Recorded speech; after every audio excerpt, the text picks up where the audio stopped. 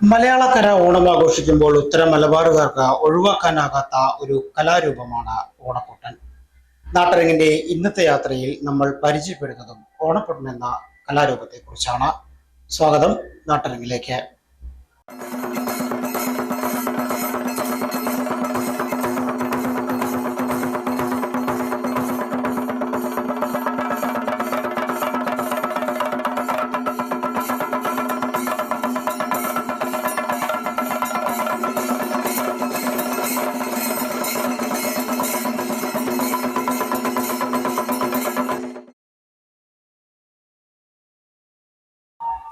ഉത്തര മലബാറുകാരായ മലയാളികൾക്ക് അനുഗ്രഹം ചൊരിയുന്ന മഹാബലിയാണ് ഓണപ്പൊട്ടൻ എന്നാണ് മലബാറുകാരുടെ വിശ്വാസം.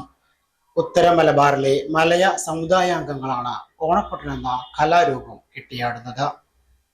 ചിട്ടയായ വ്രതമെടുത്താണ് മലയ സമുദായാംഗങ്ങൾ ഓണപ്പൊട്ടൻ കെട്ടിയാടുക. കേരളത്തിന്റെ ദേശീയോത്സവമായ ഓണത്തിന് മലബാറിലെ ഗ്രാമീണ ഗൃഹങ്ങൾ സന്ദർശിച്ച് പ്രജകളുടെ മേൽ കൈയുയർത്തി അനുഗ്രഹങ്ങൾ ചൊരിയുന്ന മഹാബലിയായാണ് ഓണപ്പൊട്ടനെ ഗ്രാമീണ ജനത കാണുന്നത്. വടക്കേ മലബാറിൽ, പ്രത്യേകിച്ച് കോഴിക്കോട്, കണ്ണൂർ ജില്ലകളിലെ ഉൾപ്രദേശങ്ങളിൽ ഓണത്തോടനുബന്ധിച്ച് തെയ്യരൂപത്തിലാണ് ഓണപ്പൊട്ടൻ അവതരിക്കുന്നത്. ഓണേശ്വരൻ എന്നും പേരുണ്ട്. ഓണത്തെയ്യത്തിൽ തന്നെ സംസാരിക്കാത്ത തെയ്യത്തെ ഓണപ്പൊട്ടൻ എന്നും ചിലയിടങ്ങളിൽ വിശേഷിപ്പിക്കാറുണ്ട്.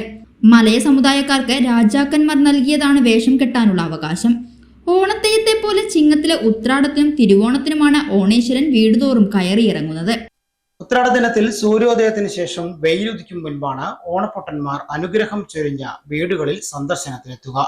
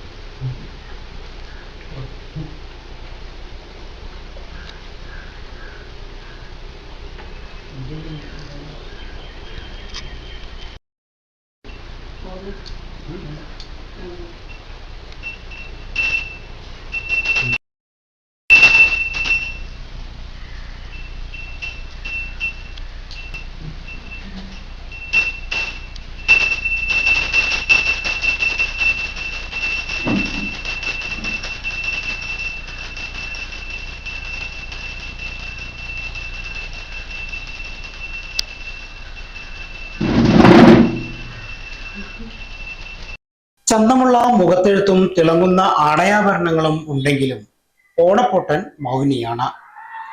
കോഴിക്കോട് നാദാപുരം പരപ്പന ക്ഷേത്ര പ്രതിഷ്ഠയാണ് ഓണപ്പൊട്ടൻ എന്നത് മലബാറുകാരുടെ മനസ്സിൽ മാവേലി തമ്പുരാൻ എത്രത്തോളം തങ്ങി നിൽക്കുന്നു എന്നതും മലബാറുകാർ ഈയൊരു കലാരൂപത്തിന് എത്രമാത്രം പ്രാധാന്യം നൽകുന്നു എന്നതും വ്യക്തമാക്കുന്നു. ഓണപ്പൊട്ടൻ ഓരോരോ വീടുകളിലും എത്തി ഐശ്വര്യം നൽകുന്നു എന്നാണ് വിശ്വാസം. മുഖത്ത് ചായവും കുരുത്തോലക്കുടയും കൈതനാരുകൊണ്ട് തലമുടിയും കിരീടം, കൈവള, പ്രത്യേക രീതിയിലുള്ള ഉടുപ്പ് എന്നീ ആടയാഭരണങ്ങളുമാണ് ഓണപ്പൊട്ടന്റെ വേഷവിധാനം. ഓണപ്പൊട്ടൻ ഒരിക്കലും കാൽ നിലത്തുറപ്പിക്കില്ല. താളം ചവിട്ടുകയും ഓടുകയും ചെയ്തുകൊണ്ടേയിരിക്കും.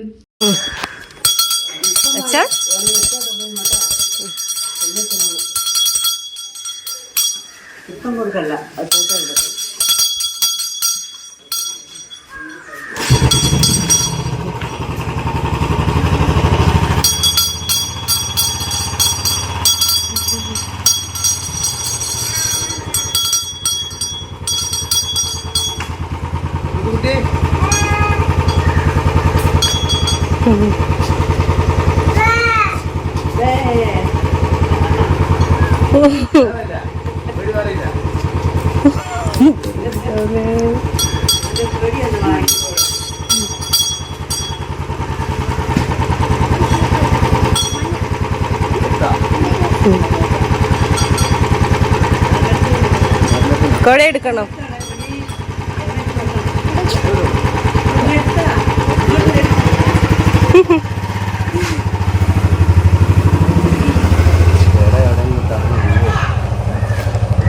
ദക്ഷിണയായി അരിയും പണവുമാണ് ലഭിക്കാറ്. ഓണപ്പൊട്ടനും മണിയൊച്ചയും ഓണം വരുന്നു എന്ന സന്ദേശം നൽകാറുണ്ട്. കോഴിക്കോട്, കണ്ണൂർ ജില്ലകളിൽ ഉൾനാടൻ പ്രദേശങ്ങളിൽ ഉത്രാടം, തിരുവോണം ദിവസങ്ങളിൽ വീടുകളിലെത്തുന്ന തെയ്യമാണ് ഓണപ്പൊട്ടൻ. ഓണേശ്വരൻ എന്നും വിളിപ്പേരുണ്ട്. ഓണത്തിന്റെ വരവറിയിച്ചാണ് ഓണപ്പൊട്ടന്റെ വരവ്.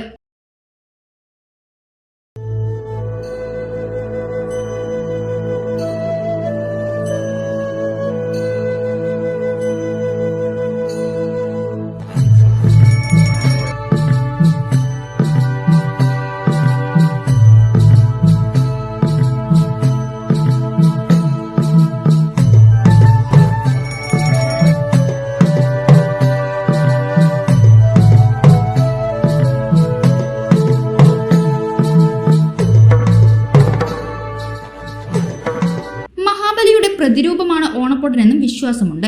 41 ദിവസത്തെ ചിട്ടയായ വ്രതത്തിനു ശേഷം ഉത്രാടം നാളിൽ പുലർച്ചെ കുളിച്ച് പിതൃക്കൾക്ക് കലശം സമർപ്പിച്ച് പൂജ നടത്തിയാണ് വേഷം കെട്ടുക. നേരം വെളുത്താൽ 6 മണിയോടെ വീട്ടിലുള്ളവർക്ക് അനുഗ്രഹം നൽകി മറ്റു വീടുകളിലേക്ക് ഐശ്വര്യ പ്രാർത്ഥനകളുമായി ഓണപ്പൊട്ടൻ തിരിക്കും. ഒരിടത്തും നിൽക്കാതെ ഗ്രാമീണ വഴികളിലൂടെ വേഗത്തിലുള്ള നടപ്പാണ് ഓണപ്പൊട്ടന്റേത്. പരമാവധി വീടുകളിലെത്താനുള്ള പ്രയത്നമാണത്.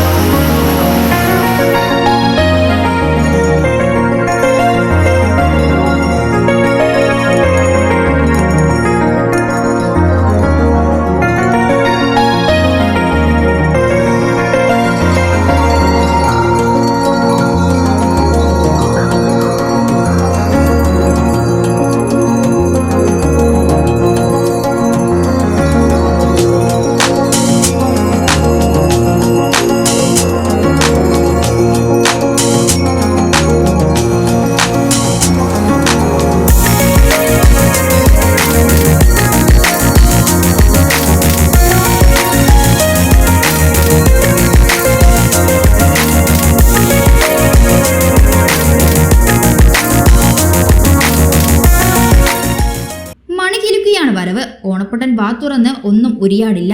അതുകൊണ്ടാണ് ഓണപ്പൊട്ടൻ എന്ന വിളിപ്പേരുണ്ടായതും. വൈകിട്ട് 7-ന് വീട്ടിൽ തിരിച്ചെത്തും വരെ ആരോടും മിണ്ടാൻ പാടില്ലെന്നാണ് ചിട്ട. ഓണപ്പൊട്ടന്റെ വേഷവും മനോഹരമാണ്.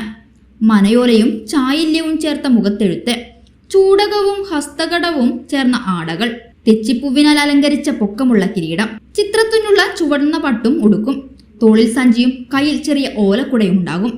എന്നാലും ഒറ്റനോട്ടത്തിൽ ഓണപ്പൊട്ടനെ വ്യത്യസ്തനാക്കുക ആ താടി തന്നെ. കമുങ്ങിൻ പൂക്കുല കൊണ്ടുള്ള നീണ്ട വെള്ളത്താടി ഓണപ്പൊട്ടൻ ചുണ്ടിന് മുകളിലാണ് കെട്ടുക. അതുകൊണ്ടാണ് മൗനിയായ ഓണപ്പൊട്ടൻ ചുണ്ടനക്കിയാലും ആരും കാണില്ല. അരിയും ഓണക്കൊടിയും ദക്ഷിണയും വീട്ടുകാർ നൽകാറുണ്ട്. ചിലർ ഭക്ഷണവും നൽകും. അരി നിറച്ച നാഴിയിൽ നിന്ന് അല്പം അരിയെടുത്ത് പൂവും ചേർത്ത് ചൊരിഞ്ഞ് ഓണപ്പൊട്ടൻ അനുഗ്രഹിക്കും. വേഗത്തിൽ അടുത്ത വീട്ടിലേക്ക് നീങ്ങും. ഓണപ്പൊട്ടൻ പ്രതിഷ്ഠയാണ് കോഴിക്കോട് നാദാപുരം പരപ്പന ക്ഷേത്രത്തിലേത്. ഇവിടെ ഓണപ്പൊട്ടൻ തെയ്യവും കാരണവർ തെയ്യവും ആടാറുണ്ട്.